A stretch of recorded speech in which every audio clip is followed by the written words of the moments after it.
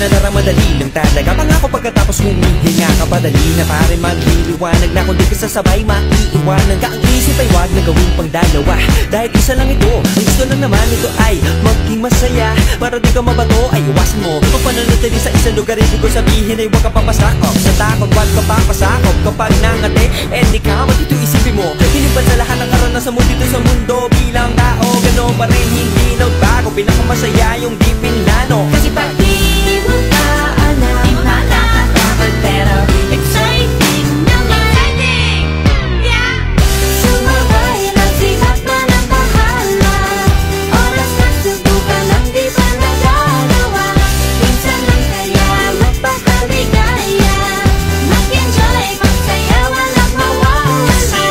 Trip, trip, trip, trip lang.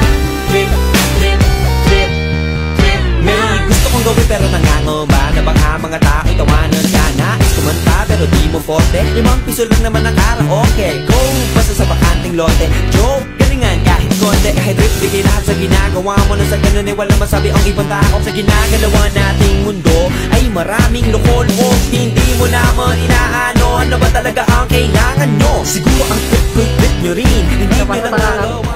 Guys, after 4 hours of traveling, we ride our motorbike. It feels so cool. Yan, follow nyo sa Twitter ko ha.